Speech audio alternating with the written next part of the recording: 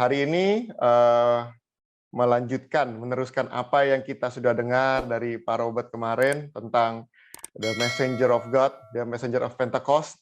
Hari ini kita akan belajar, saudara, bahwa Roh Kudus dicurahkan untuk memenuhi kita semua, pasti ada tujuannya, saudara ya. Nah, hari ini kita belajar, saudara.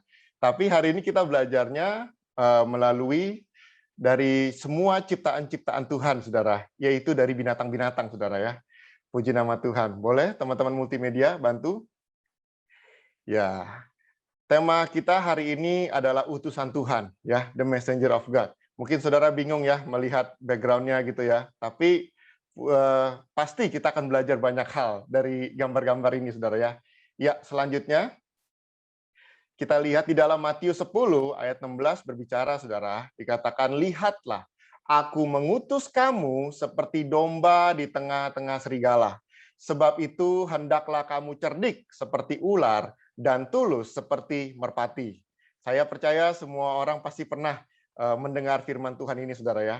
Nah, tapi saya mau sama-sama kita belajar nih, saudara. Kalau saudara perhatikan benar-benar tentang binatang-binatang ini, kita akan mengerti lebih dalam lagi akan kebenaran firman Tuhan, saudara. Ya, selanjutnya dikatakan begini, saudara. Sekarang kita akan bongkar nih, saudara ya, dari kata-katanya ini, saudara. Dikatakan pertama, aku mengutus kamu, ya. Aku mengutus kamu. Nah, saudara, Tuhan menyelamatkan kita untuk melakukan suatu misi, ya. Sebagai orang Kristen, kita harus paham dulu nih bahwa kita adalah orang-orang yang diutus. Yes, saudara dan saya adalah orang-orang yang diutus. Itu sebabnya Tuhan menyelamatkan kita daripada maut, saudara. Karena Tuhan punya tujuan. Dikatakan di sini amanat agung adalah kata-kata terakhir Tuhan Yesus kepada murid-muridnya di bumi. Membuktikan niatnya bahwa gereja akan melanjutkan pelayanannya di bumi dengan kekuatan Roh Kudus. Kita yang akan melanjutkan pekerjaan Tuhan Yesus, saudara. Dengan kekuatan sendiri nggak akan mampu. Tetapi dengan bantuan kekuatan daripada Roh Kudus, kita akan mampu melakukannya. Ya, kita diutus kepada mereka yang belum mengenal Tuhan.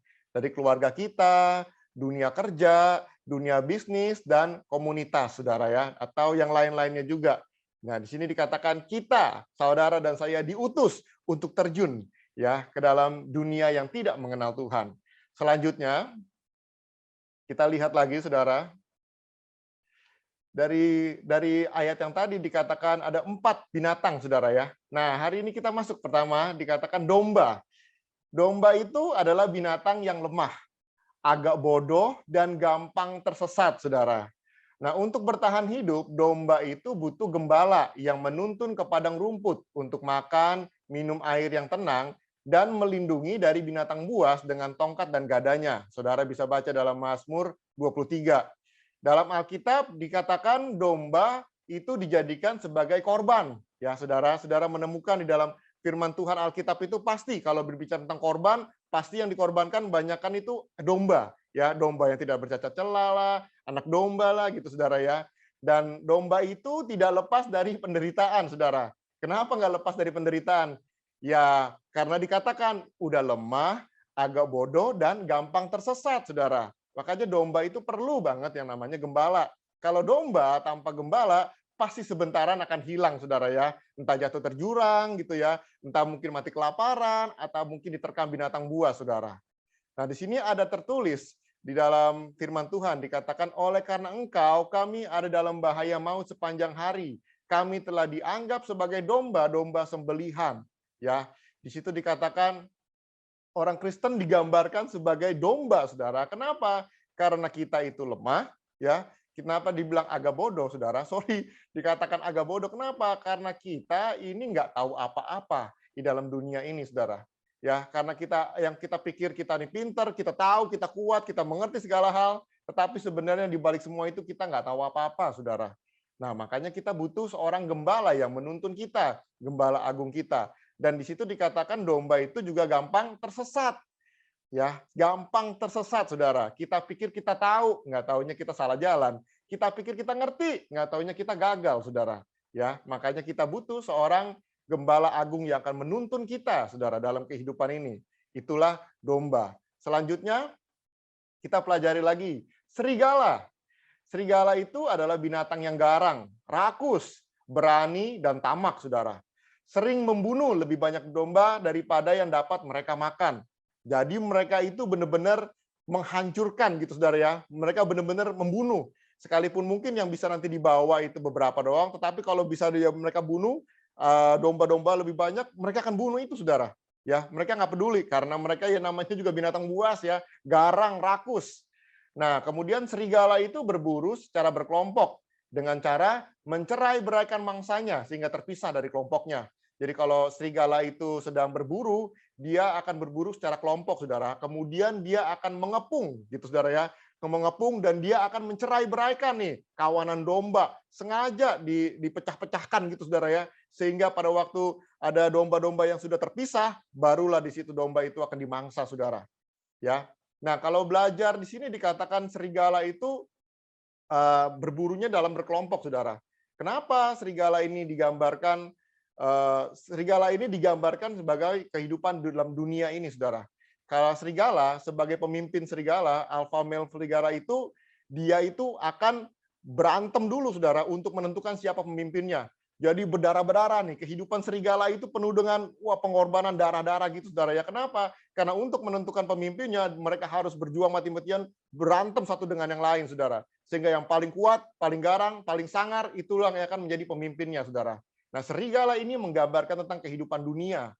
Ya, di dalam dunia itu segala sesuatu dilakukan dengan penuh kekerasan, dengan penuh tipu muslihat, dengan penuh pengorbanan berdarah-darah, saudara, supaya bisa naik ke atas, saudara. Nah, hari ini kita belajar di dalam Alkitab dikatakan di sini serigala adalah gambaran dari orang-orang yang tidak bermoral, kejam dalam menentang dan menganiaya pengikut Kristus. Nah, makanya digambarkan dunia, saudara. Mereka kejam, mereka tidak bermoral, ya, menganiaya pengikut Kristus, menyebarkan ajaran sesat supaya banyak orang ragu dan akhirnya pergi meninggalkan Tuhan. Itulah gambar daripada serigala. Yang kenapa makanya Tuhan pakai gambar serigala ini untuk menggambarkan dunia, saudara. Mereka mengajarkan bukan hanya bengis, bukan hanya kejam, bukan hanya menganiaya, mereka juga mengajarkan ajaran sesat. Sehingga orang-orang Kristen itu menjadi ragu dan akhirnya pergi meninggalkan Tuhan. Selanjutnya, kita lihat lagi, saudara. Selanjutnya binatang yang ketiga adalah ular. Dikatakan ular adalah binatang yang suka mencari celah saat tidak ada jalan. Ya, makanya kalau orang mau nangkep ular, ngejar-ngejar ular itu gitu, saudara ya. Waktu dikejar, tiba-tiba kok kelihatannya hilang, nggak tahu kemana, cepet banget hilangnya gitu, saudara. Kenapa? Karena ular itu tahu caranya untuk masuk dalam celah-celah, sehingga dalam sekejap dia bisa aman, gitu ya, dia hilang dari pandangan, saudara ya. Dan ular itu bergerak dengan tenang, ya, selalu berhati-hati. Nah, dalam Alkitab, ular adalah binatang yang cerdik. Adapun ular yang paling cerdik dari segala binatang di darat yang dijadikan Tuhan Allah. Ya, saya tahu sekalipun banyak orang bilang, wah, ular ini lambang dari setan lah apa segala macam, tapi percayalah, saudara, kalau ini binatang yang Tuhan ciptakan, pasti ada maksud yang Tuhan sampaikan melalui gambar-gambaran binatang ini, saudara ya. Nah, jadi ular itu tahu bahaya, waspada, ya. Ular itu tahu bahaya, waspada, dan tidak teledor. Tahu apa yang apa yang harus diperbuat ketika ada ancaman, saudara. Kewaspadaan, kehati-hatian, ya, kesiapsiagaan dan kecerdasan seperti inilah yang perlu kita hidupi. Makanya kenapa di sini Tuhan gambarkan tentang ular, saudara. Ya, bukan dari sisi negatifnya, sisi jeleknya gitu. Wah, ini gambaran setan, bukan, saudara. Tetapi dikatakan kita belajar dari kecerdikannya sesuai dengan firman Tuhan katakan. Dan selanjutnya kita lihat lagi merpati, ya, saudara. Merpati itu mempunyai sayap yang kuat, sanggup terbang jauh ketika mencari makan, dan cukup mudah diperangkap atau dijebak, ya, saudara. Jadi merpati ini, ya, sekali lagi gampang ditangkap, saudara, gampang dijebak. Sama seperti tadi yang domba, agak bodoh, gampang tersesat. Nah, merpati ini dikatakan apa? Cukup mudah untuk ditangkap atau dijebak, saudara. Ya, dalam Alkitab, merpati adalah lambang dari ketulusan, tidak berdosa, tidak berbahaya. Juga digunakan sebagai korban persembahan di Bait Allah. Domba digunakan sebagai korban untuk kepada Tuhan, saudara. Dan di sini juga merpati digunakan sebagai korban, ya, dalam persembahan di Bait Allah. Nah, orang Kristen digambarkan seperti domba dan merpati sebagai yang sering banget dipakai sebagai korban. Kalau hari ini saudara bilang, kenapa saya kok diperlakukan seperti ini, saya diperlakukan seperti itu, kok saya kelihatannya disingkirkan, mengalami hal-hal yang nggak enak, kok saya seakan-akan dijadikan korban. Hari ini saya mau katakan saudara ada di tempat yang benar. Karena kita digambarkan seperti domba, merpati, yang dipakai sebagai korban di dalam firman Tuhan, saudara ya. Nah, burung merpati itu ada lambang burung merpati yang membawa daun zaitun, itu menjadi lambang kedamaian, mengingatkan tentang murka Allah yang telah reda di zaman Nuh, yaitu setelah berakhirnya bencana air bah. Ya, sejak itu merpati itu digunakan sebagai lambang perdamaian, saudara. Nah, selanjutnya mulai kita mengerti nih, saudara ya, garis besarnya, saudara ya. Nah, domba di tengah kawanan serigala, kan firman Tuhan bilang begitu. Tuhan mengutus kita kepada dunia yang membenci Dia dan utusan-utusannya. Saudara dan saya harus menyadarinya supaya tidak mudah kecewa dan putus asa. Ya, kita harus sadar nih, saudara, bahwa kita ini adalah domba di tengah kawanan serigala. Kalau bahasa Indonesia dia bilang domba di tengah serigala. Tetapi dalam bahasa Inggris dia bilang serigalanya itu bukan satu, saudara. Wolf gitu ya, dalam bentuk jamak. Berarti dikatakan domba di tengah kawanan serigala. Nah, itu saudara ya, domba ketemu serigala aja udah berabe, saudara ya. Udah nggak aman, udah nggak selamat. Ini domba di tengah kawanan serigala, saudara. Ya seperti itulah Tuhan mengutus kita. Dikatakan kita tidak berdaya melawan dunia ya yang akan memfitnah, menghukum, menyiksa dan mempermalukan utusan-utusan Tuhan. Nah, hari ini saudara, kalau saudara ada di sisi yang seperti tadi saya bilang, di mana dihukum, disiksa, dipermalukan, difitnah, diperlakukan tidak benar, saudara, berarti saudara ada di posisi yang benar sebagai domba. Tapi kalau hari ini saudara ada di posisi yang di mana menyiksa, menghukum, menindas, memperlakukan semena-mena sehingga semua orang takut sama kita. Nah, kita harus koreksi diri kita, saudara. Jangan-jangan kita jadi serigala, bukan jadi dombanya, saudara. Karena firman Tuhan jelas-jelas berkata bahwa kita diutus sebagai domba di tengah kawanan serigala. Tidak berdaya, saudara. Ya, tidak punya kemampuan, tidak bisa melawan. Tetapi saudara harus ingat baik-baik, yang namanya domba itu punya gembala. Nah, makanya kita harus bersandar kepada gembala agung kita, Yesus Kristus Tuhan, yang selalu menyertai kita. Di sini dikatakan juga, saudara, tetapi Tuhan mengatakan bahwa Roh Kudus akan memberikan kekuatan kepada kita untuk apa? Bersaksi dalam tugas yang sangat berat. Ya, tugas orang Kristen itu sangat berat, saudara. Makanya kita harus sadar dulu nih, kalau kita punya gambaran, wah jadi orang Kristen enak, nyanyi-nyanyi, happy-happy, senang-senang. Sorry, saudara. Sorry banget, itu agak keluar daripada kebenaran firman Tuhan. Karena jelas-jelas dikatakan kita diutus seperti domba di tengah kawanan serigala, saudara. Jadi tugas kita berat, saudara ya. Nah, makanya tuh Roh Kudus itu diberikan kepada kita untuk apa? Untuk memberikan kemampuan kita untuk bersaksi dalam tugas yang berat. Dan Tuhan juga menjanjikan penyertaan dan keselamatannya tidak akan pernah terlambat dalam kehidupan kita, saudara. Dia tidak akan pernah meninggalkan kita sendirian. Dia selalu menyertai kita. Nah, makanya kita sebagai domba harus dekat-dekat dengan gembala kita. Harus tinggal di dalam lingkungan dari gembala kita. Karena hanya gembala kita lah yang bisa melindungi kita daripada bahaya-bahaya serigala-serigala yang jahat dari dunia ini, saudara. Terus selanjutnya dikatakan, saudara, cerdik seperti ular, tulus seperti merpati. Ini harus digabung, jangan dipisah, saudara ya. Firman Kristus akan membuat kita cerdik. Ya, cerdik maksudnya apa? Cerdik di sini dikatakan artinya kita tahu kapan kita harus bertindak, kapan kita harus menghindar dalam menghadapi orang-orang di dunia ini, saudara. Jangan kita bilang, wah, apapun segala sesuatu, wah kita harus lakukan ini, lakukan itu, kita harus bertindak ini, bertindak itu. Ada waktunya juga, saudara perhatikan, di mana kita harus menghindar, ya, menghadapi yang namanya dosa, menghadapi yang namanya jeratan-jeratan si iblis, cobaan-cobaan dunia ini, nggak harus kita terabas semuanya. Wah, kita bilang, wah saya mah kuat, orang kudus, hamba Tuhan, wah bisa. Belum tentu, saudara. Kalau saudara perhatikan semua orang-orang di Alkitab, Ada waktunya mereka itu konfrontasi, seperti Tuhan Yesus pun juga begitu. Ada waktunya dia berhadapan-hadapan, ada waktunya juga dia menghindar, saudara. Nah, makanya kita harus belajar nih dari ular, karena dia itu cerdik. Firman Tuhan katakan, kita harus tahu kapan kita harus bertindak, kapan kita harus menghindar. Ya, saudara ya. Itu sebabnya kita butuh hikmat Tuhan.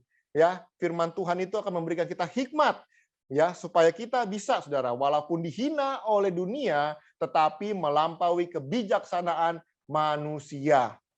Firman Tuhan akan mengajarkan kita apa yang harus kita katakan, apa yang harus kita lakukan, setiap keputusan demi keputusan, apakah kita harus jalan, apakah kita harus stop, apakah kita harus mundur. Nah, itu kita harus benar-benar bersandar sama Tuhan, saudara.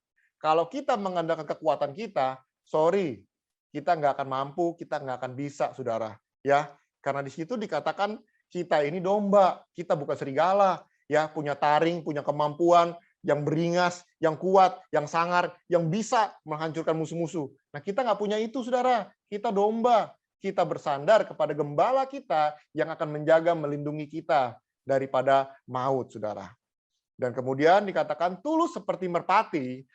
Tulus seperti merpati berbicara tentang ketulusan. Ketulusan, kejernihan hati, dan pikiran dan kemurnian motivasi kita perlu kita miliki untuk mendukung kecerdikan dan kecerdasan dalam menyikapi dan menghadapi situasi dunia yang penuh dengan tantangan dan ancaman. Ya, jadi cerdik seperti ular, tulus seperti merpati harus dikombinasikan. Kalau saudara cuma cerdik seperti ular, kita akan jadi orang-orang licik, saudara. Kita jadi orang-orang licik, ya. Kenapa? Karena kita pasti akan mempergunakan siasat, akan mempergunakan segala sesuatu untuk apa? Mencari keuntungan diri sendiri. Nah, makanya harus diseimbangi dengan tulus seperti merpati. Ya, artinya kita tulus, kita punya hati yang jernih, ya, dan juga motivasi kita itu murni di hadapan Tuhan.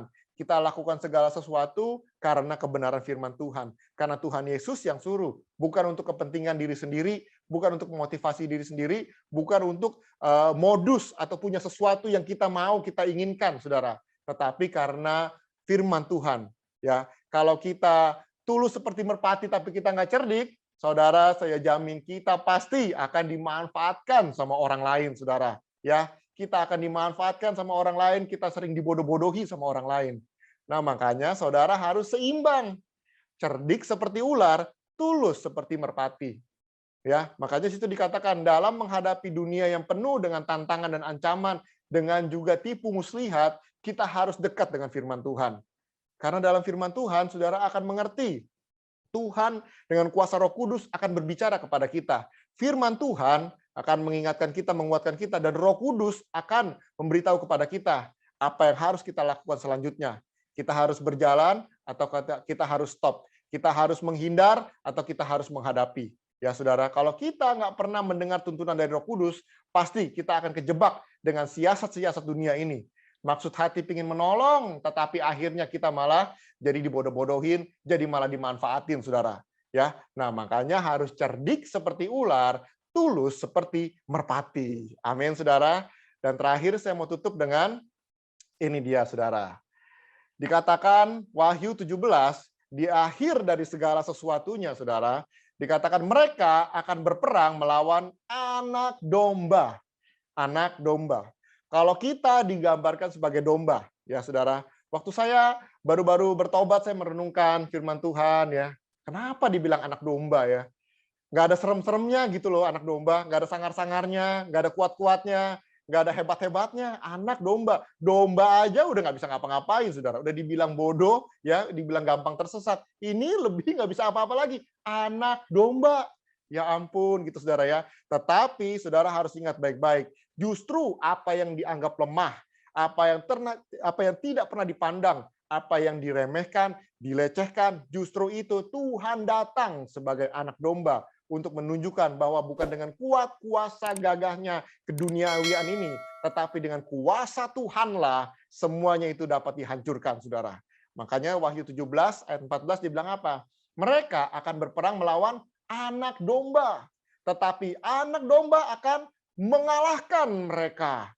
Waduh, luar biasa. Anak domba yang mungkin dipandang, ya itu tadi saya bilang, lemah, nggak bisa apa-apa, tidak berdaya, justru akan mengalahkan mereka. Kenapa? Karena dia adalah Tuhan di atas segala Tuhan dan Raja di atas segala Raja. Amin, saudara. Dan saudara dan saya sebagai domba yang tidak bisa apa-apa, yang mungkin sering tersiksa, teraniaya, mengalami penderitaan, kita akan bersama-sama dengan dia, anak domba Allah, raja di atas segala raja, Tuhan di atas segala Tuhan, kita akan juga menang, yaitu bagi mereka yang terpanggil, yang telah dipilih, dan yang setia.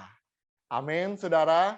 Hari ini saya mau ingatkan baik-baik. Saya mau menyemangati kita semua nih, saudara. Hari ini kalau kita ada di posisi yang tadi saya bilang, sering dilecehkan, ya, tidak pernah dianggap, ya saudara, selalu mungkin difitnah, dianiaya, mengalami hal-hal yang nggak enak, saya mau katakan kita ada di track yang benar, kita ada di posisi yang benar. Tetapi tugas kita adalah memberitakan kabar baik, memberitakan bahwa Yesus telah mati mengalahkan maut dan bangkit kembali untuk memberikan kehidupan kekal bagi teman-teman, bagi saudara, bagi orang-orang sekeliling kita. Itu yang harus kita kabarkan. Dan dengan cara kita, dan kita diutus bukan dengan kekuatan, kemampuan, kehebatan, dengan segala sesuatu yang kita punya, tetapi kita diminta bersandar kepada kebenaran firman Tuhan dan penyertaan dari Roh Kudus yang akan memampukan kita untuk berjalan menyelesaikan amanat agung yang Tuhan Yesus suruh dalam kehidupan kita.